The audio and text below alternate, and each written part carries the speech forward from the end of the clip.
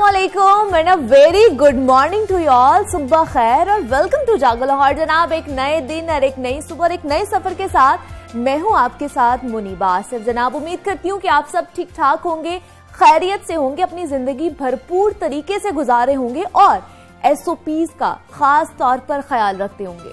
जनाब, कहा जाता है कि दो अमाल ऐसे हैं जो जिंदगियां बदल देते हैं और वो दो अमाल क्या हैं वो मैं आपको बताती चलूं कि दुआ और मुस्कुराहट है।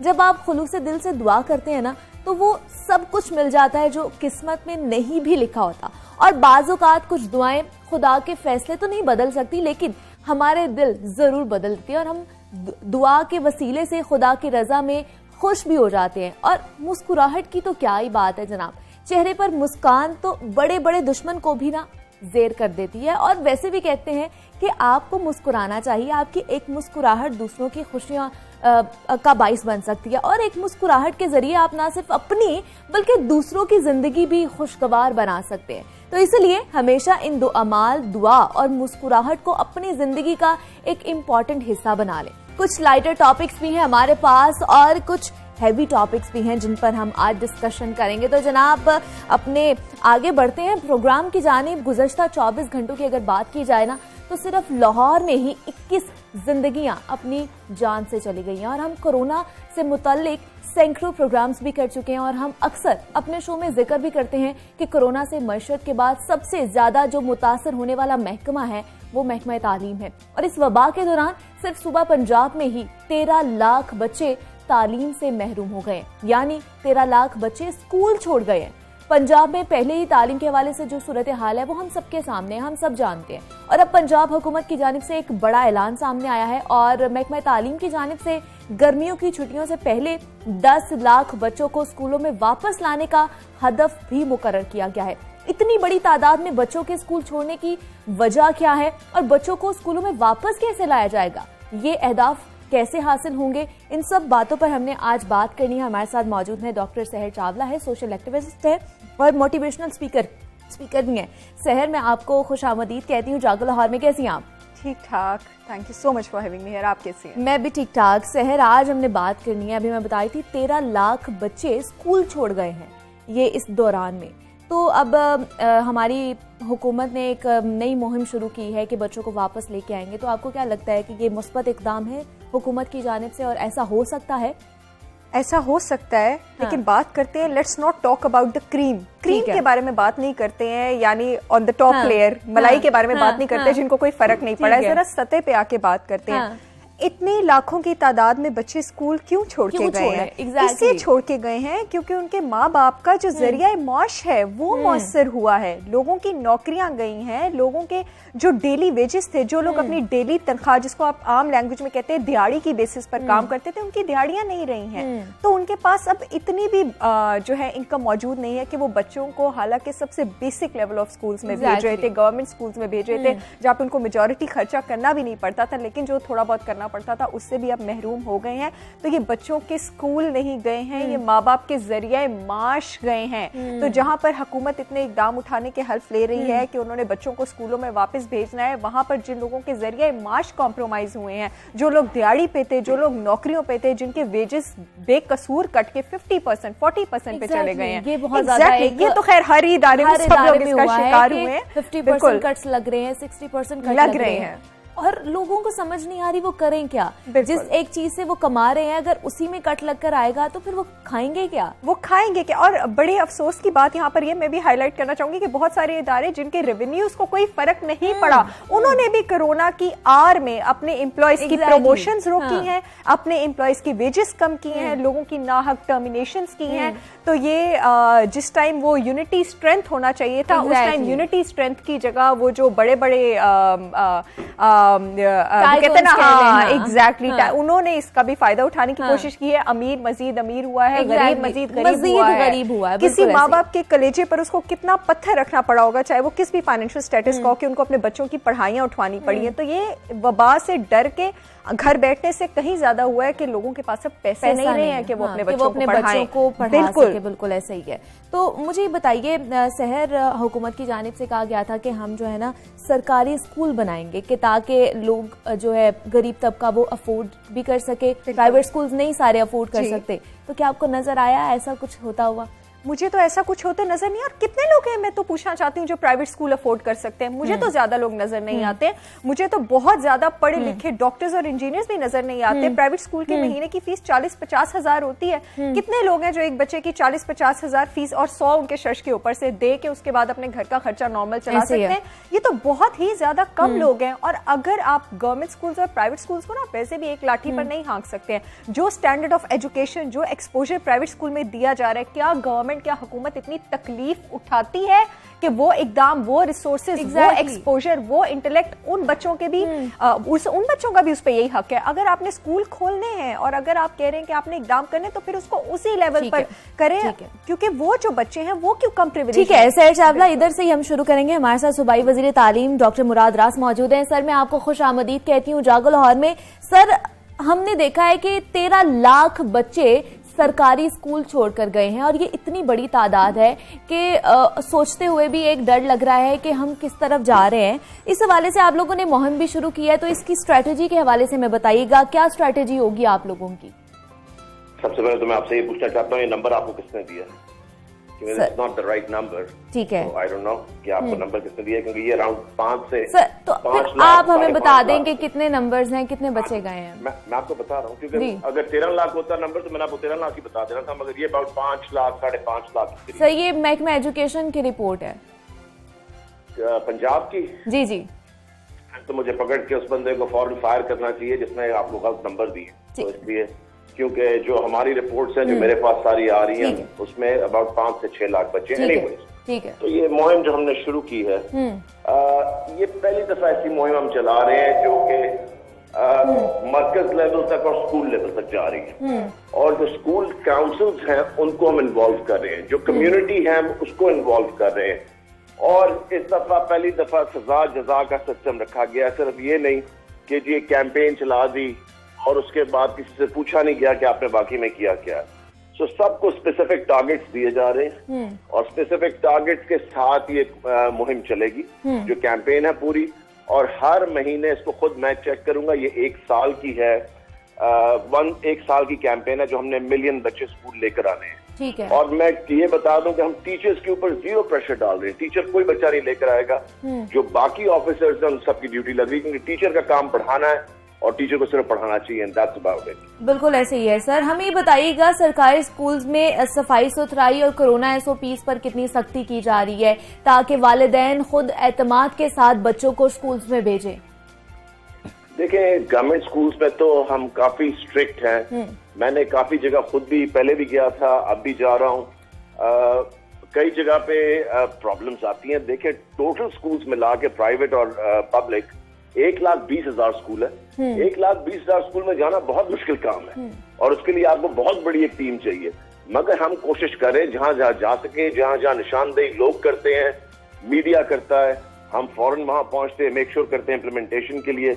मगर मेरे ख्याल से ओवरऑल बड़ी अच्छी तरह किए जा रहे हैं। मगर आई डू एक्सपेक्ट कि सब जगह पे नहीं हो रहे होंगे, मगर हमारी कोशिश है सब जगह पे हो। तो सर, अगर जो स्कूल्स कोरोना SOPs नहीं फॉलो करेंगे तो क्या उनको दोबारा सील किया जाएगा, बंद किया जाएगा? एब्सोल्युटली।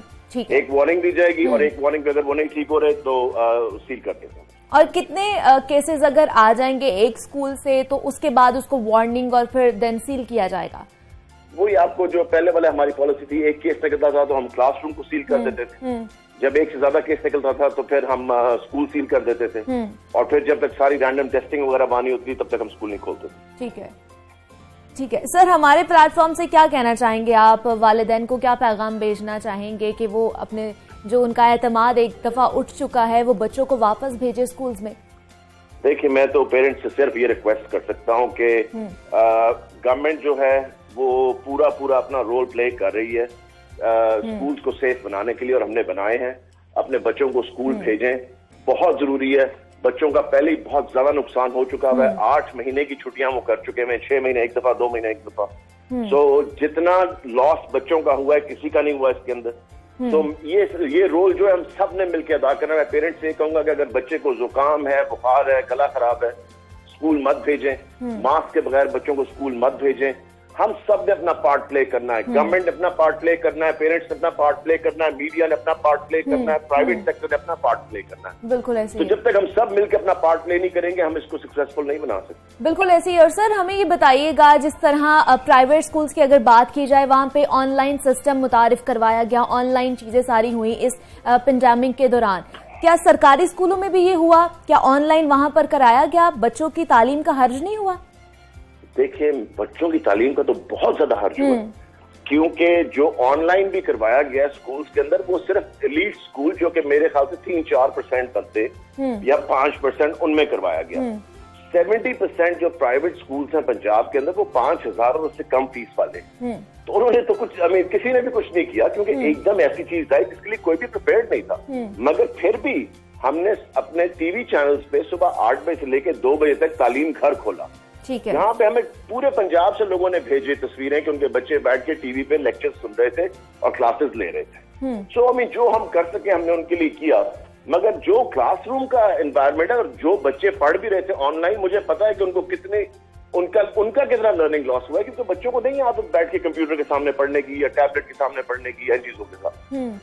सो उसकी भी बड़ी कंप्लेंट्स आ रही थी। But at the same time जो बच्चा स्कूल जाके पढ़ सकता है, वो कहीं पे भी दूसरा पढ़ सकता है। ठीक है। डॉक्टर मुराद रास हमारे साथ मौजूद थे, सूबाई वजीर तालीम थे, और हमें बता रहे थे कि ये जो दोबारा जर्नी स्टार्ट हुई है तालीमी इदारों की, उसको किस तरह ठीक किया जा सकता है, और खासतौर पर सरकारी स्कूलों में जो बच्चे तादाद इतनी ज्यादा छोड़कर गए हैं, उनको किस तरह ये वापस लेके आएंगे, क्योंकि हुकूमत ने एक मुहिम चला दी है और उनको टास्क दिया गया है कि 5 से 6 लाख जो मुराद रास हमें बता रहे थे सूबाई वजीर के बच्चे छोड़कर गए, उनको वापस लेकर आना है। दोबारा चलते हैं सहर चावला की जानिब। सहर, हम बात कर रहे थे स्टैंडर्ड्स के हवाले से, प्राइवेट स्कूल्स के स्टैंडर्ड्स अलग है और सरकारी स्कूलों के स्टैंडर्ड्स अलग है। एब्सोल्युटली। तो किस तरह फिर हम मयारी तालीम तो दे नहीं पाएंगे फिर, जब तक एक यूनिफॉर्मिटी नहीं होगी। वो कहते हैं ना, जैसे स्कूल में सारे बच्चों को उनकी सोशियो इकोनॉमिक स्टेटस पे, उनके मार्शी स्टेटस पे हम नहीं परखना चाहते, फिर हम उन्हें क्या करते हैं, हम उनको एक ही यूनिफॉर्म पहनाते हैं। अब हम लोग बड़ी फनी कौम है, हम लोग अपने ही एजेंडा के अगेंस्ट है। एक तरफ हम बच्चों को ये तालीम देना चाह रहे हैं कि तुम सब एक बराबर हो, और एक तरफ हमारे सिस्टम में इतनी प्रोमिनेंट, इतनी वाज़ेह किस्म की डिस्क्रिमिनेशन है कि एक बच्चों को आपने शुरू से ही वो ब्रांड कॉन्शियस उसमें कर दिया कि यही एक्टिविटीज तुम्हारी लाइफ का हिस्सा है, तुम्हें तालीम के साथ ये रिक्रिएशन भी चाहिए, तुम्हारी रिक्रिएशन इतनी महंगी है, तुम्हारी एजुकेशन इतनी ज्यादा बेटर। और दूसरी तरफ एक जो गवर्नमेंट स्कूल के बच्चे हैं, उनकी एजुकेशन, उनके सिलेबस के अपडेट होने पर कोई फोकस ही नहीं है। इस पर बहुत ज्यादा टाइम लगने की जरूरत है। इस पर एक ऐसी टीम की जरूरत है जो कि बेलॉस वॉलंटियर्स हो, वो लोग जो कि इस मॉडर्न सिस्टम से, इस प्राइवेट सिस्टम से अच्छी तरह वेल एक्वेंटेड है, इसको अच्छी तरह समझते हैं, वो अपना दिल बड़ा करें, अपने हौसले बड़े करें, अपने पास वक्त लेकर आए और वॉलंटियर करें, मेरे समेत ऐसे टीचर्स जो कि इस सिस्टम को जानते हैं, वो गवर्नमेंट सिस्टम जो है उसमें पेनिट्रेट करें। ठीक है, अगर आपको वेजेस नहीं मिल रहे हैं और अल्लाह ने आपको वसाइल दिए हुए हैं कि आप, मतलब हम हर चीज को, हर चीज को गवर्नमेंट लेवल पे एक्सपेक्ट क्यों करें, हम इंडिविजुअल लेवल पे क्यों ना करें। मेरे समेत बहुत सारे ऐसे असातिज़ा उठ के वॉलंटियर कर सकते हैं। हम वॉलंटियर फोर्सेस बना सकते हैं कि हम गवर्नमेंट स्कूल के बच्चों को भी उठाकर उसी लेवल पर एक्सपोजर दें, उसी लेवल पर एजुकेट करें, उनको वही बुक्स प्रोवाइड करें। जब तक एक निसाब नहीं होगा हम लोग नहीं किसी भी, क्योंकि जो बंदा इंग्लिश मीडियम में पढ़ता है, जो बंदा उर्दू मीडियम में पढ़ता है, या प्राइवेट और गवर्नमेंट स्कूल की बात कर ले जाए, दोनों एक अलग तबके से ताल्लुक रखते हैं। दोनों का म्यारे जिंदगी अलग हो जाता है। वो आप पता क्या कर रहे हैं, वो आप उस क्लास को उसी क्लास में काम करने के लिए तैयार करें और इस क्लास को आप इसी क्लास में काम करने के लिए तैयार करें। मैं किसी भी क्लास को ऊपर नीचे नहीं कह रही हूँ, लेकिन तालीम का क्या मकसद है, एक्सपोजर तालीम तो सबके लिए एक जैसी होनी चाहिए, एक जैसी होनी चाहिए। उसका मकसद ये है कि आप अपने हालात में इंप्रूवमेंट चाहें और आप अपने हालात में फाइनेंशियल और सोशल इंप्रूवमेंट क्यों ना चाहें, लेकिन जब आप उनको एक्सपोजर या आप समझें उसी लेवल का दे रहे हैं, आप उसको रखें, तो आप उनसे क्या एक्सपेक्ट कर सकते हैं कि जब वो खुले मैदान में जाके खेलेंगे, जहां पर हर टाइप के लोग होंगे, तो वो उस तरह परफॉर्म ही नहीं कर पाएंगे। बिल्कुल ऐसे ही। और दूसरी ये बात, अभी जब ये कोरोना का पेंडेमिक आया तो इसमें हमने देखा हर चीज ऑनलाइन होगी, एजुकेशन भी ऑनलाइन होगी, लेकिन सिर्फ वो प्राइवेट स्कूल्स तक रही, सरकारी स्कूलों में तो गई नहीं। और बच्चों का कितना हर्ज हुआ है, वो तो तालीम के मैदान में पीछे चले गए। वो भी जिस तरह मिनिस्टर साहब कह रहे थे कि बहुत, मतलब ये तो खैर गवर्नमेंट का खुद भी हिस्सा है कि बहुत ही खास एलीट स्कूल से जिनकी ऑनलाइन उस पर रही है, बाकी तो सारे बच्चों की पढ़ाई का नुकसान हुआ है। वो तो कहते हैं ना कि बिल्कुल आउट ऑफ पेस हो गए, वो तो उस स्ट्रीम से ही निकल गए, पढ़ाई वाले से और हर चीज से। और क्योंकि ये वो बच्चे थे अनफॉर्चुनेटली जो उन घरों का हिस्सा थे जिनके वेजेस, जिनकी इनकम भी कॉम्प्रोमाइज हुई है, तो इनके लिए तो एक बड़ा वबा तो इनके लिए थी, वबा तो इनके लिए थी। और ये कितना खतरनाक है कि बच्चे अब वापस जाएंगे तो वो शायद उस तरह से नहीं पढ़ पाएंगे, पूरे साल जाया हो गए, साल जाया हो गए। पिछले साल मार्च से ये चल रहा है, ये 6-8 महीने नहीं, पिछले साल मार्च से चल रहा है, हम फरवरी 2021 में है। तो क्या हमें क्या करना चाहिए, हमारे गवर्नमेंट लेवल पर क्या करना चाहिए हमें? सीरियसनेस कितनी आपको नजर आ रही है? मुझे तो ऐसा लगता है क्योंकि बहुत कम ऐसे स्कूल्स थे जो पेस मेंटेन कर सके थे, मुझे तो ऐसा लगता है कि वो जो साल जाया हुआ है उस साल को दोबारा रिपीट कराना चाहिए। ऐसी एग्जांपल्स पहले भी तो हमारे पास हुई है ना, जब हमारे पास जंगें हुई हैं और पूरे लोगों के एकेडमिक ईयर जो है वो जाया हुए हैं। तो जब एकेडमिक ईयर जाए वो सारे साल रिपीट हुए थे, कि सारे साल रिपीट होने चाहिए। और इससे हमें थोड़ा सा सबक भी लेना चाहिए कि जिस बात पर इतनी देर से वावेला मचा हुआ है कि सिलेबस को यूनिफॉर्म होना चाहिए, तो करें उसको। वही ना, देर किस बात की है? हर कोई आगे ये कहते हैं कि सिलेबस एक निसाब होना चाहिए, एक निसाब होना चाहिए। बिल्कुल कर रहे क्यों नहीं? बिल्कुल आप करें, नजर भी नहीं आ रहा हमें। जब इस पर स्ट्रिक्ट रेगुलेशन होगी कि नहीं, इससे आप आगे पीछे सिलेबस कर ही नहीं सकते, तो कोई प्राइवेट स्कूल कर ही नहीं सकता। बिल्कुल, वो तो लॉ की वायलेशन आ जाएगी। आप अपडेट करें, और आप इससे खूबसूरत इन्वेस्टमेंट क्या है कि आप अपनी नस्ल की एजुकेशन जो है, आप हमारी जो कमिंग नस्ल है, हमारी जो कमिंग जनरेशन है, वही इस मुल्क के पिलर्स है ना, आप उस पर इन्वेस्ट करें। इससे बड़ी कोई टूरिज्म इंडस्ट्री नहीं है, इससे बड़ी कोई एक्सपोर्ट इंपोर्ट इंडस्ट्री नहीं है। बताएं मुझे इससे बड़ी कौन सी इंडस्ट्री है एजुकेशन से बड़ी? एग्जैक्टली, खुद ये लोग कहते हैं कि हमारा मुस्तकबिल है, नौजवान नस्ल जो हमारा मुस्तकबिल है, और जो आने वाली नस्ल है आप उसके लिए कर ही नहीं रहे। और दूसरी बात ये, क्या लगता है आपको शहर की, अब जैसे वालिदैन ने जिन्होंने छुड़वाया है, वो चाहे हो सकता है पैसों की वजह से भी, हो सकता है बेरोजगारी, लेकिन मेरे ख्याल से ज्यादा मसला ये है कि सरकारी स्कूलों में सफाई का ख्याल नहीं रखा जाता, ऐसा है। और अब वो एतमाद कैसे बहाल करेंगे? स्कूल में बच्चे वापस कैसे जाएंगे? वालिदैन किस तरह इस चीज को टैकल करेंगे? देखिए, एतमाद बहाल करना तो वाकई बहुत मुश्किल होगा। सरकारी स्कूलों में तो वैसे ही जो है सफाई का वो लेवल इतना खराब होता है, उनके जो टॉयलेट्स भी होती है, हर चीज भी होती है, वो मेयार पर नहीं होती है। और इस वक्त जबकि हमें वन स्टेप अहेड जाने की जरूरत है, तो इस वक्त ये कि अगर गवर्नमेंट की तरफ से बहुत ज्यादा स्ट्रिक्ट रेगुलेशन होगी, और पर्सनल लेवल पर भी टीचर्स भी, इवन के पियंस भी, जो वहां पर स्टूडेंट्स भी हैं, सब इसको मिलकर फॉलो करेंगे तो ही ये मुमकिन है। वरना कितने अरसे, कितना महीने और बच्चे घर बैठेंगे और अपनी तालीम का नुकसान करेंगे। उनके कोर ईयर्स हैं, जो मेंटल डेवलपमेंट, जो सीखने की एबिलिटी इस वक्त है, वो साल ब साल इंसान की कम होती जाती है। द यंगर यू आर, उतनी ही ज्यादा आपके दिमाग में एबिलिटी होती है चीजों को प्रोसेस करने की, लर्न करने की, रिटेन करने की। तो बच्चों का टाइम तो वाकई जाया नहीं होना चाहिए। हाँ, एसओपीज जरूर हमारे पास स्ट्रिक्ट होनी चाहिए, बहुत स्ट्रिक्ट होने चाहिए। और एक मेरे ख्याल से चेक एंड बैलेंस का हिसाब भी होना चाहिए। अगर जिस तरह प्राइवेट स्कूल्स के लिए चेक एंड बैलेंस रखा हुआ है, वैसे ही गवर्नमेंट स्कूल्स के लिए भी होना चाहिए। पता चले कि क्या मायार है हमारे गवर्नमेंट स्कूल्स का और कहां तक हम पहुंच रहे हैं। बिल्कुल, क्योंकि जो हमारे मासेस है, वो हमारा जो आटा है वो ये है, नमक की बात मत करें। वो कहते हैं ना आटे में नमक के बराबर, तो आटे में नमक के बराबर प्राइवेट स्कूल है। हमें आटे पे ध्यान देने की जरूरत है, तो प्लीज आटे पे ध्यान दीजिए। तो अब क्या लास्ट पे क्या कहना चाहेंगी लोगों को कि वो क्या करें? अब बच्चों को भेजें स्कूल, आप चाह रही हैं? जी बिल्कुल, मैं चाह रही हूँ कि बच्चों को स्कूल भेजें, बच्चों की तालीम का नुकसान ना कराएं। जो तालीम है उससे ज्यादा स्ट्रॉन्ग हथियार इंसान के पास कुछ भी नहीं है। और अपने लेवल पर भी जो एसओपीज हैं उनको इम्प्लीमेंट करने की कोशिश करें, अपने आप को भी एजुकेटेड रखें, बच्चों को डेली एजुकेट करके, डेली कॉन्शियस करके, अवेयर करके भेजें। एग्जैक्टली, बाकी सबका तो इस पे जिम्मेदारी है ही है, लेकिन आप लोगों की भी जिम्मेदारी है कि अगर आपने बच्चे को बाहर भेजना है, खासतौर पर स्कूल भेज रहे हैं, तो उनको बता के भेजें कि भाई आपने ये एसओपीज का ख्याल रखना है। आप ही बच्चे को बता सकते हैं, हम दूसरों को नहीं बोल सकते। सहर चावला, मैं आपका बहुत ज्यादा शुक्रिया अदा करती हूँ कि आप यहाँ पर आई हैं और हमें वक्त दिया आपने। जनाब, बच्चे स्कूल तो जाएंगे और आपने उनको घर नहीं बिठाना, आपने उनको स्कूल भेजना है। सिर्फ ये है कि आपने सोशल मीडिया का भी इस्तेमाल करना है, लेकिन एसओपीज का भी ख्याल रखना है। जनाब, आगे हमने बढ़ना है और आपको मैं बताती चलूं कि दुनिया में शायद ही कोई शख्स ऐसा हो जिसे चार्ली चैपलिन की शरारतें पसंद ना हो। मुझे खुद बहुत पसंद है, और चार्ली ने आवाज के बगैर कॉमेडी करके लोगों के चेहरों पर मुस्कुराहटें लाने के किरदार अदा किए थे। इसी वजह से ही उन्हें शोहरत मिली और उनका शुमार दुनिया के मशहूर तरीन अदाकारों में होता है। वो 88 साल की उम्र में 1977 में स्विट्जरलैंड में चल बसे थे, लेकिन उनका किरदार आज भी जिंदा है और लोग उन्हें आज भी पसंद करते हैं और उनको याद करते हैं।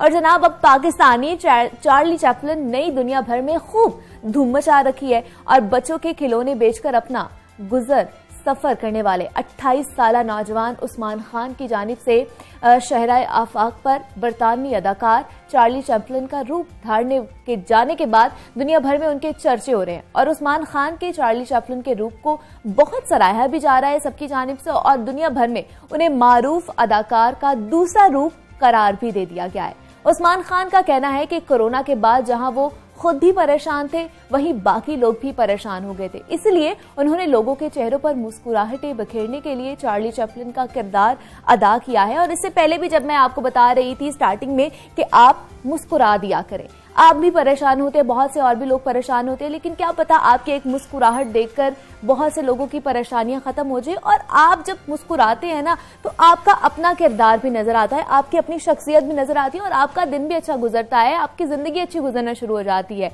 तो जनाब मुस्कुराया करें, मुस्कुरा लिया करें और थोड़ा सा और मुस्कुरा लीजिए। जनाब बहुत सी और बातें करनी है, लेकिन यहाँ वक्त हुआ एक छोटी सी ब्रेक का, मिलते हैं शॉर्ट ब्रेक के बाद।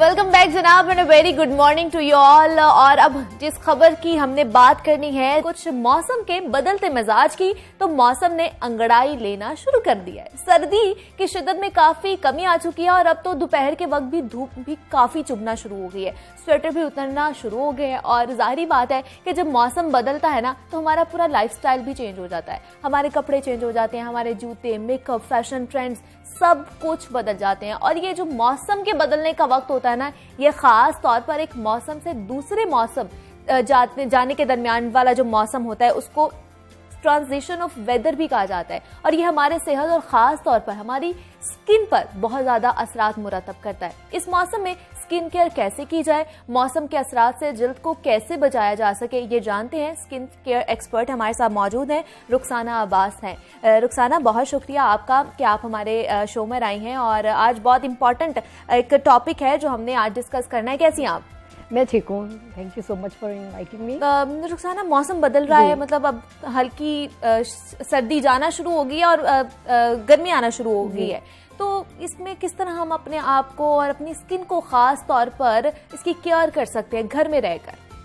जी, एक तो सबसे अहम चीज़ जो मैं कहूँगी वो ये है कि हमारे पाकिस्तान में एक कॉन्सेप्ट नहीं है, वो है सन ब्लॉक का। जैसे ही मौसम बदलता है, जैसे ही मौसम में शिद्दत आती है, धूप में शिद्दत आती है, सबसे ज़्यादा ज़रूरी चीज़ जो है वो यही है कि सन ब्लॉक ज़रूर लगाया जाए। ठीक है। चाहे घर में रह रहे हैं, चाहे आप बाहर धूप में निकलते हैं, सन ब्लॉक मस्ट है। ठीक है। तो सन ब्लॉक को निगलेक्ट नहीं करना चाहिए। और एक और चीज़ जो मुझे अपने काफ़ी अरसे से पता चल रही है कि पाकिस्तान में बहुत ज़्यादा कोई कॉन्सेप्ट नहीं है मॉइस्चराइज़र का। चूँकि वेदर चेंज होगा, स्किन ऑयली होना शुरू होगी, तो लोग ये समझते हैं कि अब मॉइस्चराइज़र की ज़रूरत नहीं रही स्किन को। तो मॉइस्चराइज करना ज़रूरी है हर सूरत में। अगर ऑयली हो रही है स्किन या वेदर चेंज होने पे जो हैवी क्रीम्स हैं वो सूट नहीं कर रही, तो ऐसी क्रीम, ऐसा मॉइस्चराइजर लें जो लाइट हो लेकिन लगाना जरूरी है। लेकिन मॉइस्चराइजर एक यहाँ पर भी एक कॉन्सेप्ट है कि जो आप हाथ पे मॉइस्चराइजर यूज कर रहे हो वो आप फेस पे भी लगा लें। वो टोटली डिफरेंट, हाथ के लिए, बॉडी के लिए जो चीज बनती है। और ये बिल्कुल आप सही कह रही हैं, बॉडी लोशंस और हैंड लोशंस ही मुंह पे लगा लेते हैं। वो टोटली डिफरेंट बने हुए होते हैं। हाथ और बॉडी को ज्यादा रिच फॉर्मूलाज चाहिए होते हैं। और स्किन, जो फेस की स्किन है वो टोटली डिफरेंट और डेलिकेट स्किन है, और उसके लिए फिर एक्टिव्स डले होते हैं कुछ जो हेल्प करते हैं कोलेजन प्रोडक्शन में या स्पॉट्स रिमूव करने में या व्हाटएवर जो प्रॉब्लम है उनके लिए। और अगर प्रॉब्लम नहीं भी है तो भी लाइट बने होते हैं, ऐसे ऑयल्स यूज हुए होते हैं जो स्किन को के लिए बेनिफिशियल हैं। एक्सपेंसिव ऑयल्स हैं या कुछ भी ऐसी रीजन होती है कि फेस क्रीम और हैंड एंड बॉडी क्रीम में फर्क होता है। तो यहाँ पर हमने देखा है रुखसाना के पोर्स का बहुत ज़्यादा इशू हो जाता है, पोर्स ओपन हो जाते हैं जैसे ही आपका मौसम चेंज होना शुरू हो जाता है, ब्लैक एंड वाइट हेड्स होना शुरू हो जाते हैं। ये क्यों होते हैं? क्या ऑयली हो जाती है बहुत ज़्यादा स्किन या क्या वजह होती है? बेसिकली प्रॉपर क्लिनजिंग बहुत ज़रूरी है। अच्छा। और पोर अगर ओपन होती हैं उसकी भी रीज़न यही है कि पोर जो है वो प्रॉपर क्लीन नहीं है, प्रॉपर क्लिनजिंग नहीं हुई। और वाइट हेड्स और ब्लैक हेड्स भी इसीलिए होते हैं कि प्रॉपर क्लिनजिंग नहीं हुई। सो प्रॉपर क्लिनजिंग बहुत जरूरी है, और स्पेशली लाहौर में रहते हुए आपको पता है कि यहाँ पोल्यूशन कितनी बहुत ज्यादा पोल्यूशन। आप सारा दिन अगर घूम के अगर आप घर में भी है ना, तो तब भी आप 2 दफा अगर अभी आप मुंह धोकर आए हो, दोबारा मुंह धो के जाओगे तो आपको ऐसे थोड़े थोड़े खुरदरा और मट्टी मौजूद होती है। आप अगर व्हाइट कॉटन पैड्स जो मिलते हैं उस पे कुछ भी ऐसा लाइट कोई मेकअप रिमूवर या कुछ भी लगा के और उसको स्वाइप करके देखें तो आपको ब्लैक नजर आता है। सो प्रॉपर क्लिनजिंग बहुत जरूरी है, और जो मैं हमेशा प्रीच करती हूँ कि डबल क्लिनजिंग बहुत जरूरी है। एक दफा डबल क्लिनजिंग का मतलब यही है कि एक दफा आप किसी भी ऑयल बेस्ड फार्मूला से, चाहे वो कोई बाम्स हैं, ऑयल हैं, उससे अच्छा अपना मसाज करें फेस का। मेकअप है या सन ब्लॉक लगा है एक, तो वो उसको डिसॉल्व कर देगा, क्योंकि वो वाटर प्रूफ होते हैं। मोस्टली हम मेकअप वाटर प्रूफ यूज करते हैं, sun block water proof use करते हैं। सो वो ऑयल के साथ डिसॉल्व होके उसके पार्टिकल्स वो आपके स्किन से नीट हो जाएगा। पहले आप उसने ऑयल बेस्ड कोई भी क्लेंजर यूज किया, और उसके बाद फिर आप कोई भी फोमिंग क्लेंजर, कोई सोप, जो भी व्हाटएवर आप सेकंड क्लेंज के लिए यूज करना चाहें, तो डबल क्लिनजिंग से ये तीनों मसले हल हो जाते हैं। पोर्स ओपन नहीं होती क्योंकि प्रॉपर क्लिनजिंग हो गई, और व्हाइट हेड्स और ब्लैक हेड्स ये भी साथ के साथ। और कितनी हमें अगर दिन में कितनी दफा क्लिनजिंग करनी चाहिए अपनी स्किन की? देखिए 2 दफा तो मस्ट है। एक तो मॉर्निंग में वॉश करना है, वो लाइट वॉश होना चाहिए। कोई भी लाइट फोमिंग क्लिनजर है या सिंपल क्लिनजर है उससे आप वॉश कर लें, क्योंकि आप रात को अच्छी क्लिनजिंग करके अगर सोए हैं तो सुबह आपकी स्किन पे इतना कुछ भी ऐसी डर्ट ग्राइम कुछ ऐसा नहीं होगा। सिर्फ आपने फ्रेश होना है। हाँ, इवनिंग में आपको सारे दिन की जो गर्दो गुबार है, मेकअप है या व्हाटएवर आपने जो भी यूज किया हुआ है उसको प्रॉपर रिमूव करने की जरूरत है, तो उसके लिए डबल क्लिनजिंग जरूरी है। ये 2 तो लाजमी है। उसके अलावा बीच में अगर आप एक आध दफा फील करते हैं कि आपको स्किन हैवी फील हो रही है या डर्ट एंड ग्राइम फील हो रहा है, तो आप एक दफा किसी भी लाइट रुखसाना, हमारे फेस वॉश और साबुन जो है ये कितना इफेक्टिव है हमारी स्किन के लिए और कितने नुकसानदेह भी हैं? देखिए, जो being organic skin care supporter, मैं तो यही कहूँगी कि जो कन्वेंशनल प्रोडक्ट्स हैं वो जाहिर है कहीं ना कहीं हार्मफुल हैं। वो हार्श हैं स्किन के लिए, और स्पेशली जो क्लेंजर्स हैं, जो ऑयली स्किन के लिए क्लेंजर्स हैं, वो तो पूरा का पूरा ऑयल स्ट्रिप कर देते हैं स्किन का। कोई लोग ऐसे भी हैं रुखसाना जिनको नहीं पता कि हमारी स्किन टाइप क्या है, और वो बिल्कुल ही ऑपोजिट उनके अपनी स्किन केयर रूटीन जो है उन्होंने अपनाई होती है। जी जी। तो ये कितना खतरनाक है कि आपकी स्किन का आपको पता ही नहीं है कि आपकी स्किन है क्या, और आप प्रोडक्ट्स कुछ और यूज कर रहे हो। ये तो बहुत ही ज्यादा खतरनाक है, और सादगी की इंतहा है आज के दौर में। जब आप गूगल कर सकते हैं, जब आप यूट्यूब पे देख सकते हैं कि आपकी स्किन टाइप क्या है। एक सादा सा रूल है कि आप रात को वॉश करके अपनी स्किन जब सोते हैं और कुछ नहीं लगाएं एक दिन, और सुबह जब उठें तो आपको किस तरह का, या नॉर्मल एक मॉइस्चराइजर लगा लें और सुबह कैसा फील होता है। अगर तो आपको अपनी स्किन टाइट फील होती है और बहुत ज्यादा खिंचाव फील हो रहा है, तो इसका मतलब है आपकी स्किन ड्राई है। अगर आपकी स्किन नॉर्मल फील होती है सुबह उठने पे, तो इसका मतलब है कि आपकी स्किन कॉम्बिनेशन या नॉर्मल है। और अगर आपकी नोज एरिया पे या टी जोन कहीं भी कोई बहुत ज्यादा ऑयल आया हुआ है, तो आपको सिंपली पता चल जाएगा कि आपकी स्किन ऑयली है। अब अगर जाहिर है स्किन की टाइप ही नहीं पता और प्रोडक्ट ऐसी यूज कर रहे हैं, फर्ज करें ऑयली स्किन है और बहुत रिच मॉइस्चराइजर है या इस तरह, तो एक्नी होगी। ठीक है। और इसी तरह से अगर स्किन ड्राई है और आप ऑयली स्किन वाली क्लेंजर्स यूज कर रहे हैं, तो आपकी स्किन तो पहले ही ड्राई है और आपने क्लेंजर और ज्यादा ड्राई, सो ये बहुत ज्यादा बुरा इफेक्ट डालेगी स्किन पे। और अभी ये हो सकता है कि कुछ वक्त पता नहीं चले, कुछ महीनों तक पता नहीं चले और नॉर्मल फील होता रहे कि ठीक है मुझे सूट कर रहा है, ये चीज सूट कर रही है, बट होगा क्या, इवेंचुअली आपकी स्किन रिएक्ट करेगी। हर चीज रिएक्ट करती है जब उल्टा रिएक्शन होता है। तो मुझे बताएं, अभी आपने एक्नी की बात की है, तो एक्नी वाले क्या क्लेंजिंग कर सकते हैं? जी कर सकते हैं, बिल्कुल। फेस वॉश यूज कर सकते हैं? किस तरह के उन्हें फेस वॉश यूज करने चाहिए और स्किन केयर का किस तरह ख्याल रखना चाहिए? देखिए, एक्नी वालों को तो ज्यादा जरूरत है, ज्यादा प्रॉपर क्लेंजिंग की जरूरत है। वजह यही है कि उनकी स्किन ज्यादा ऑयल प्रोड्यूस कर रही है। उसकी रीजंस हो सकती हैं, बहुत सारी रीजंस हो सकती हैं। उसमें एक रीजन ये भी होती है कि अगर आपने क्लेंजर ऐसा चूज कर लिया है जो कि ऑयल्स को, स्किन के ऑयल्स को स्ट्रिप कर रहा है, यानी बहुत ज्यादा ड्राई कर रहा है, वो बहुत ज्यादा आपका क्लिनजिंग बहुत ज्यादा कर रहा है, उससे क्या होगा, स्किन दोबारा ऑयल प्रोड्यूस करेगी, परेशान होकर दोबारा प्रोड्यूस करेगी कि मेरा वो स्किन के लिए ऑयल बहुत जरूरी है। ये एक नेचुरल प्रोसेस है कि स्किन को एक ऑयल चाहिए, बैरियर चाहिए, मॉइस्चराइजर चाहिए। और बहुत से लोग ये भी कहते हैं रुखसाना कि हम जब बार बार मुंह भी नहीं धोना चाहिए, जो आपका अपने स्किन का मॉइस्चराइजर है वो खत्म होना शुरू हो जाता है। ये बिल्कुल है कि वो सीबम सारा आपका जो है वो उड़ जाता है, जो आपकी स्किन के लिए जरूरी है। बहुत ज्यादा दफा मुंह धोने से भी ड्राइनेस होगी और वो फिर स्किन रिएक्ट भी कर सकती है, ज्यादा ऑयल प्रोड्यूस भी कर सकती है। अब ऑयली स्किन वालों को सिर्फ करना ये है कि जो भी क्लेंजर या जो भी प्रोडक्ट वो यूज करें या चूज करें, उसको वाइजली उन्होंने सिलेक्ट करना है। अब उसमें देखना उनको ये है कि कोई ऐसे क्लेंजर्स ना हो जो हार्श हैं, जो पूरी की पूरी स्किन से ऑयल उठा देते हैं, ड्राई कर देते हैं और फिर उसके बाद जाहिर है स्किन दोबारा से ऑयल प्रोड्यूस करेगी। उसकी बजाय इस तरह की चीज़ें हों जो उनकी स्किन का को क्लीन तो करें बट उनका पूरा ऑयल वो स्ट्रिप ना कर दें उनकी स्किन को, तो उससे फिर उनको हेल्प मिलेगी एक्ने कंट्रोल करने में। आप क्या कहती हैं, आप स्किन केयर एक्सपर्ट हैं, तो फेशियल्स जो हैं हमारी स्किन के लिए कितने इम्पोर्टेंट हैं? देखिए फेशियल्स है क्या, बेसिकली वो प्रॉपर डीप क्लेंजिंग और एक्सफोलिएशन है। ठीक है, वो बहुत जरूरी है। आप घर में भी कर सकते हैं, जरूरी नहीं है फेशियल्स के लिए आप सैलून्स में ही जाएं।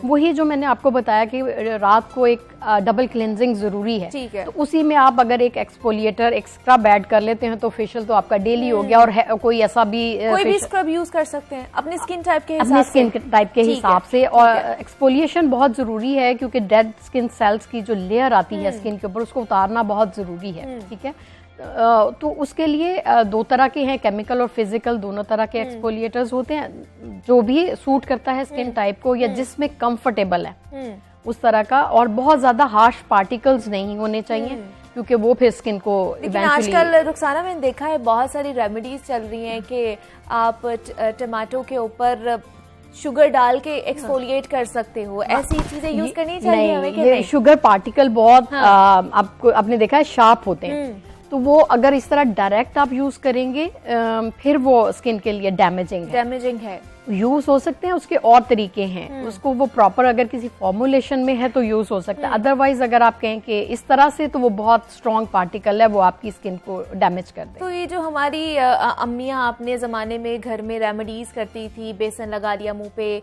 लींबू लगा लिया उसमें डाल के, दूध, और वो क्या ये करना चाहिए हमें? रेमेडीज में बहुत फायदे हैं, बट फिर वही एक अगेन चीज आई, लीमू बहुत ज्यादा एसिडिक है। लीमू जो हम बैटरीज घरों में यूज करते हैं, आजकल तो हर किसी के घर में बैटरीज हैं यूपीएस की, तो उसमें जो एसिड होता है उसके करीब समझें उसका पीएच लेवल है, तो इतना एसिडिक है लीमू को मैं रिकमेंड नहीं करती कि स्किन पे यूज करना चाहिए।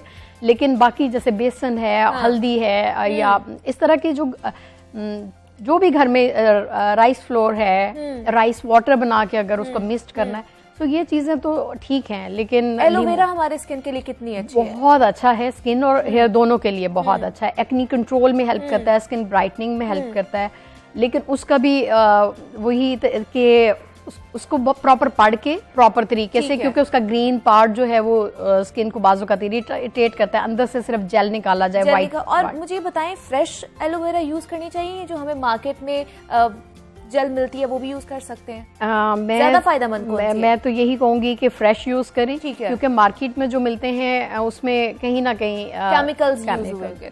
एग्जैक्टली। और रुखसाना मैंने देखा है कुछ लोगों को जेल ये वाली एलोवेरा के साथ एक्नी हो जाती है। अगर मैं अपनी बात करूं तो मैं अगर अपने मुंह पर एलोवेरा लगाऊं तो मुझे एक्नी हो जाती है।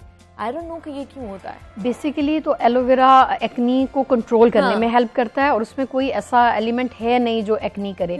अब अगर तो स्टोर बॉट है यानी मैं बाहर से लिया हुआ है, तो उसमें कोई ऐसा एलिमेंट हो सकता है जो एक्नी को ट्रिगर कर रहा है, ठीक है, लेकिन नेचुरल में ऐसा पॉसिबल नहीं है। तो फिर मैं गलत तरीके से लगा रही होंगी या कुछ ऐसा? ये भी होता है बहुत ज्यादा कि अगर आप किसी चीज का गलत इस्तेमाल करें, उसको तरीका उसका गलत है, तो वो भी रिएक्ट कर जाती है।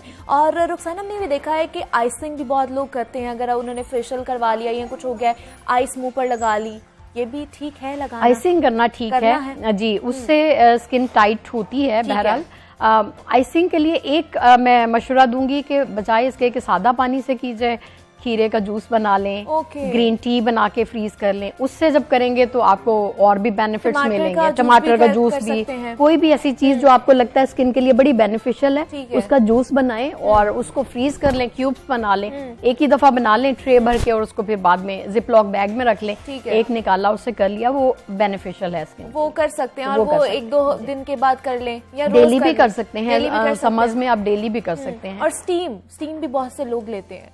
स्टीम उनसे क्या पोर्स खुल जाते हैं? मुझे लगता है देखिए, पोर्स को जिस तरह से हमने समझा हुआ कि पोर्स खुल जाते हैं और बंद हो जाते हैं, ये एज सच उस तरह से नहीं है कि खिड़की है खुल एक गई और misconcept बना हुआ है, बिल्कुल हाँ। बिल्कुल।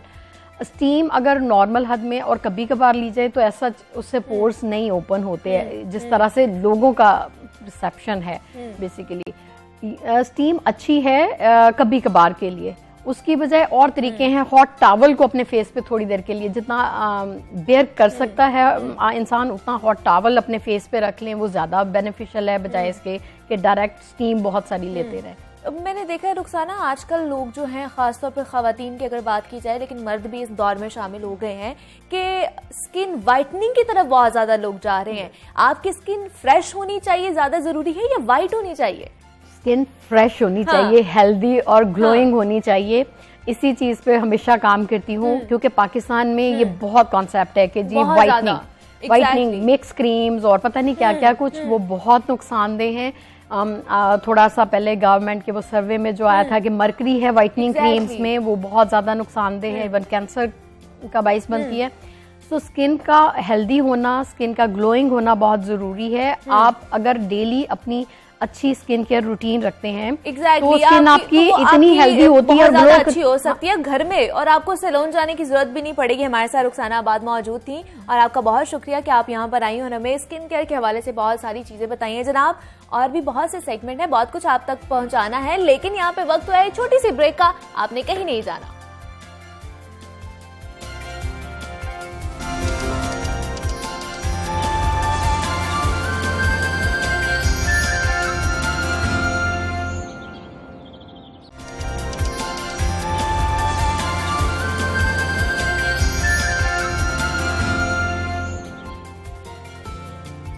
वेलकम बैक जनाब and a very good morning to all. अब का जो सेगमेंट है वो बहुत ही मजे का रहने वाला है, और आपको मैं बताती चलूं कि age is just a number. आपने ये जुमला जरूर सुना होगा, मैंने तो बहुत दफा सुना है अपनी जिंदगी में, और हकीकत भी यही है कि आप जब कोई काम करने की ठान लेते हैं ना, तो फिर ये मैटर नहीं करता कि आपकी उम्र कितनी है और आप कितने साल के हैं।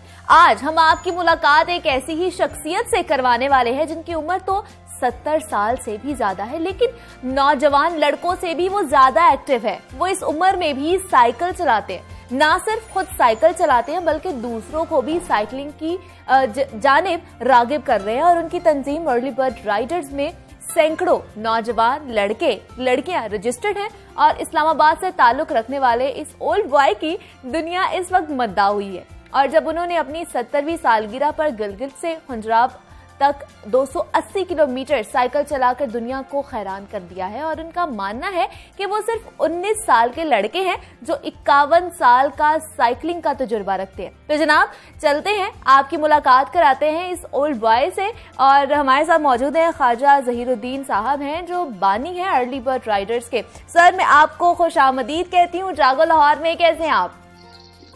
जी बहुत बहुत शुक्रिया। आपने माशाल्लाह बहुत ही एलेबोरेटिव और कम्प्रीहेंसिव जो है मेरा तारुफ करवाया।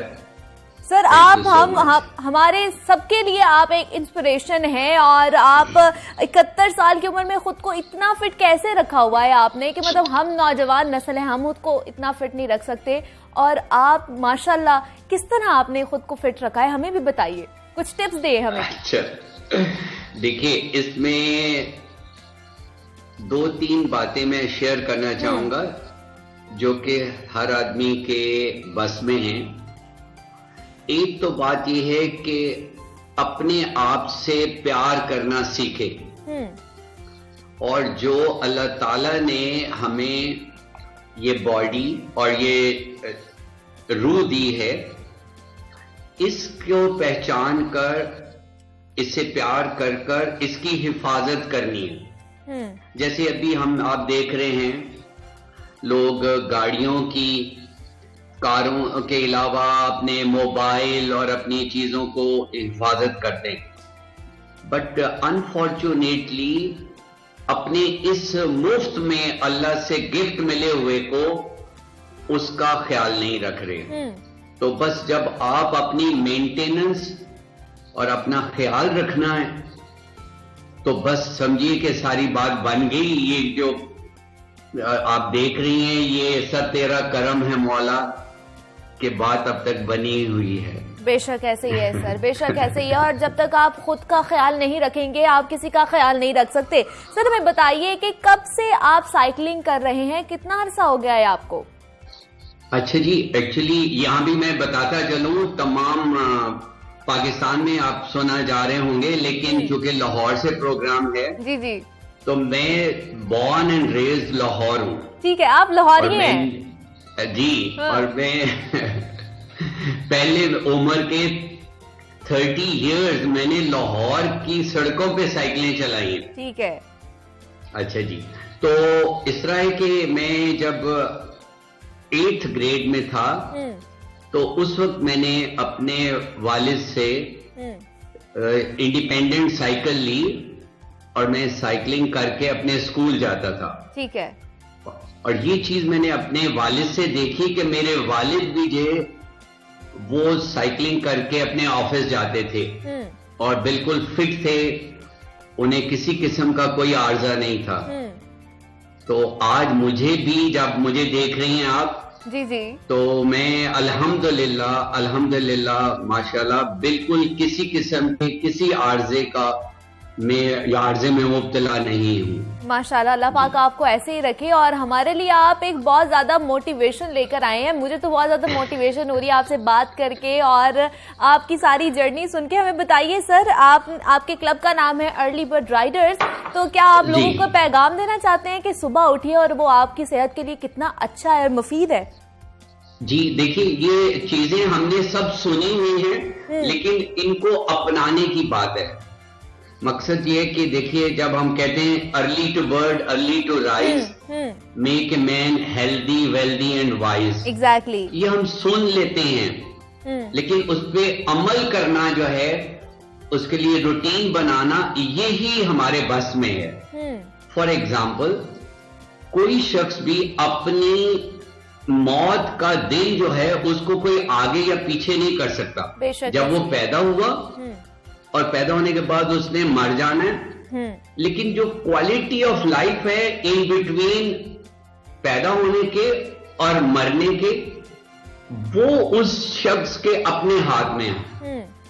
और इसी को अपनाते हुए जब आप अपने आप की रूटीन में हैं, तो हम यही कहते हैं कि मुस्लिम जो हैं वो अर्ली बर्ड हैं। आप देखें, जब फजर की नमाज के बाद आप बाहर निकलते हैं तो पोप फटती है, तो चिड़ियां चहचहारी होती हैं, तो हम अर्ली बर्ड हैं जो चहचहाते हुए सड़कों के ऊपर घूमते हैं, एडवेंचर जंगल में। तो इसी से मुतासिर होकर अर्ली बर्ड राइडर्स नाम रखा गया।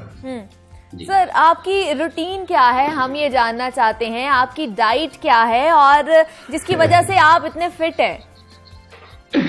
आपकी इसमें दो बातें आ गई कि रूटीन क्या है और डाइट क्या है। ठीक है, तो पहले मैं रूटीन बता देता हूं कि इंसान के लिए सबसे ज्यादा जो है एक प्रॉपर नींद बड़ी जरूरी है। कि नींद जो है उसमें हमारी बॉडी अपने आप को रिकंस्ट्रक्ट करती है। तो ये जो है सबसे पहला कि अर्ली टू बेड, तो आपने 7-6 आवर्स जितना भी, जिससे आपकी बॉडी फ्रेश हो जाती है, वो करना है। तो रूटीन ये है कि सोए प्रॉपर और फिर आप फ्रेश उठेंगे। जब आप फ्रेश उठेंगे तो उसमें आप अपनी बॉडी की जो बेसिक रूटीन्स हैं उनकी, और हमारी ये जो कहना चाहिए, जब नमाज पढ़ते हैं तो वो एक हमारी बेहतरीन किस्म की योगा है। जितना बेहतरीन आप रकू में और सजूद में स्ट्रेच करते हैं वो आप कोई और भी कर लें तो अल्लाह ताला ने हमें एक योगा भी दिया है। तो चलें, अगर हम मॉडर्न लफ्ज से योगा कर लें तो और हमारी नमाज में योगा हो जाए तो ये एक काम हो गया। तो बॉडी स्ट्रेच हो गई, उसकी स्ट्रेचेस कर लिए। उसके बाद आप निकले और आपने फ्रेश एयर में जब गए तो अब साइकिलिंग की तो आप नेचर से कनेक्ट हुए। जब नेचर से कनेक्ट हुए तो आपको अपने दिल में आया कि मुझे किसी काम के लिए बनाया है। Who I am, what I am, and what I am doing with my body and my mind. तो हेल्दी बॉडी जो है वो एक हेल्दी माइंड देती है। तो जो हेल्दी माइंड है वो एक मेंटली फिट सोसाइटी क्रिएट करता है। बहुत जरूरी। तो मेंटली हेल्दी लोग जो हैं वो सोशली भी बहुत हेल्दी हैं। और जहां कहीं भी वो चाहे एजुकेशन में अपने पढ़ने जा रहे हैं, ऑफिस वर्क में जा रहे हैं या किसी और सोसाइटी के सोशल वर्क में हैं, they will be energetic and when they are interacting with people they energize others. आजकल आपने देखा होगा कि बहुत सारे लोग ओरा की बात करते हैं, वाइब्स की बात करते हैं। तो ये पॉजिटिव वाइब्स जो हैं ये लोगों में जाती हैं। तो ये एक रूटीन है। सर आप सिखाते भी हैं अपने क्लब में बच्चों को साइकिलिंग भी, तो उस हवाले से मैं बताइए उनको क्या एडवाइस करते हैं और कौन मैं पहले डाइट की भी बात कर दूं। आपने कहा डाइट में ये है कि देखें, इसकी एग्जांपल मैं नौजवानों को और दूसरे लोगों को ऐसे दूंगा कि जो कोई गाड़ी, कोई मोबाइल, कुछ जिस मैन्युफैक्चरर ने बनाया है हम उसी के मुताबिक उसे ऑपरेट करते हैं। एक सबसे बड़ी नेग्लिजेंस ये है कि नेचर ने जो इतना खूबसूरत DSLR कैमरा, ये एक बेहतरीन सुपर कंप्यूटर और यहां से लेके नीचे तक जो हमारी मैन्युफैक्चरिंग बॉडी है जो हमारे लिए नर्चरिंग करती है, उसकी हम ऑपरेटिंग सिस्टम के मुताबिक नहीं चलते। मैं उसके एग्जांपल देता हूं। फूड इनटेक जो है वो बहुत मैटर करता है, बहुत ज्यादा मैटर करता है जी। तो प्रोसेस फूड से इज्तनाब करें, ये जो कोलाज हैं उनसे इज्तनाब करें। होल व्हीट ब्रेड लें, रोटी, डबल रोटी, एग्स, ग्रीन्स, वेजिटेबल और आपके जो हैं फ्रूट्स, ये आपकी लाइफ का हिस्सा होना चाहिए। ऑफ कोर्स आप अपने प्रोटीन्स भी लेंगे। तो ये बात है कि ये सारे लोग आजकल ये कमर्शियल चीजों के पीछे गए हैं कि किसी से मुझे जी वो लिख दें, मेरी डाइट लिख दें, मेरी ये कार्ब्स लिख दें। ये नेचुरली सब चीजें हैं। सर हमें ये बताइएगा, आपके क्लब में जो बच्चे आते हैं क्या वो सिर्फ नौजवान आते हैं या आप जैसे और भी ओल्ड एंड एक्टिव बॉयज भी आते हैं आपसे सीखने के लिए? अच्छा जी, देखिए यंगेस्ट जो है हमने हैंडल किया है वो 6 to 8 years को हमने साइकिलिंग सिखाई है। ठीक है। उनमें गर्ल्स भी हैं, पेरेंट्स लेके आते हैं, बॉयज भी हैं और ओल्डेस्ट जो है वो 62 years की फीमेल थी जिनको मैंने साइकिलिंग कराई है। अच्छा जी जी जी 62 years। Yes, oh she was Mrs of a colonel और उन्होंने मुझे मीडिया के थ्रू कांटेक्ट किया, डिजिटल मीडिया के, और उन्होंने कहा कि मैं साइकिलिंग करना चाहती हूँ। तो इस तरह से ये रेंज है। तो सर आपका जो ये क्लब है या क्या सिर्फ ये इस्लामाबाद में है या और भी शहरों में है पाकिस्तान के? जी, पाकिस्तान के शहरों में अब हमने एक सैटेलाइट एक्टिविटीज शुरू कर दी हैं। ठीक है। जिसको हम EBR चैप्टर कहते हैं। और इस्लामाबाद के गिरदो नवाह में भी, इस्लामाबाद भी बहुत बड़ा है। तो हमारे जैसे आपने सुना होगा कि हमारे यहाँ चैप्टर्स जो है G13, G14 EBR चैप्टर है। उसके अलावा EBR का चैप्टर हमारा रावलपिंडी और फिर एक्सटेंडेड एरिया है बहरिया टाउन और सावन। तो yes, we are extensively available in different location of Islamabad and Twin City, but we are operating centrally here in sir, Islamabad. हमने अभी रिसेंटली देखा है कि आपने अपनी बर्थडे पे 280 किलोमीटर की साइकिलिंग की है गिलगित से खंजाब तक।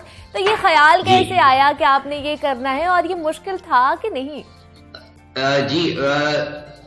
बिल्कुल, ये ख्याल इस तरह से आया कि मैं पहले ये अपने सुनने वालों को आपके वसातत से बताता जाऊं कि मैं को 54 इयर्स से ट्रैवल एंड टूरिज्म करता हूं।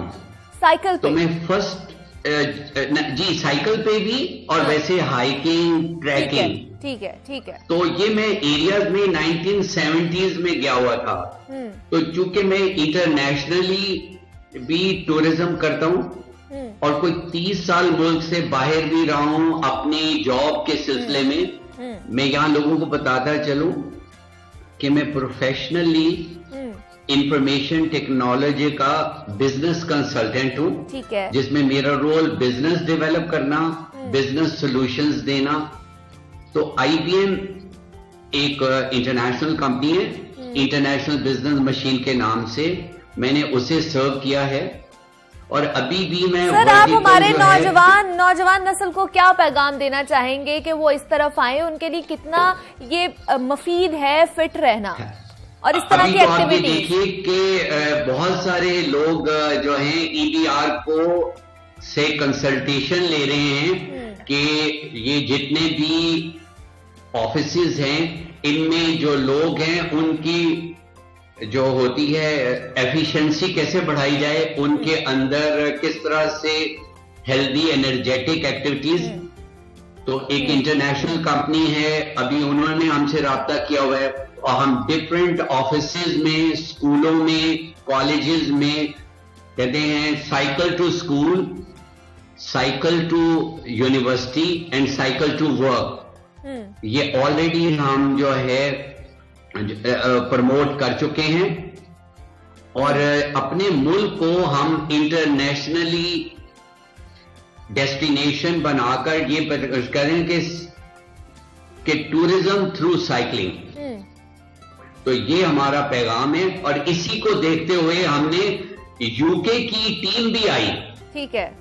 जिसको मैं लीड करके लेके गया। ठीक है सर, ये बहुत ही एक अच्छी चीज है आपकी अपनी बॉडी के लिए, आपके अपने निजाम के लिए बहुत ही अच्छा है। फिट भी आप रह लेते हैं और मजे के मजे हैं। हमारे साथ मौजूद थे ज़हीरुद्दीन ख्वाजा साहब, साइकिलिस्ट थे और 71 साल के ये थे और जो ओल्ड, मैं तो उनको बोलूंगी ओल्ड एक्टिव बॉय थे ये, जो हमें बता रहे थे अपनी पूरी, उन्होंने एक फिल्म की तरह अपनी कहानी हमें बताई है। सर, मैं आपका बहुत ज्यादा शुक्रिया अदा करती हूँ कि आपने हमें वक्त दिया है। मैम, यहाँ पर हमारा और आपका वक्त खत्म होने वाला है और हमने बहुत सी चीजें आज के शो में लाइनअप की थी जो हमने आपको दिखाई हैं और उसके बारे में आपको बताया है और उसके बारे में भी आप हमें रिव्यूज दीजिए और हमें बता सकते हैं आप अपने टॉपिक्स के, आप और कौन कौन से टॉपिक्स पर बात करना चाहते हैं, हमसे गुफ्तगू करना चाहते हैं, उनकी जो सॉल्यूशंस है वो चाहते हैं। तो जनाब, कल दोबारा हाजिर होंगे इसी मकाम पर, इसी वक्त। अपना बहुत सारा ख्याल रखना है, हमें भी दुआ में याद रखना है, लेकिन कोरोना से जरूर बचना है, SOPs का ख्याल रखना है आपने। तब तक मुझे इजाजत दीजिए। अल्लाह हाफ़िज़।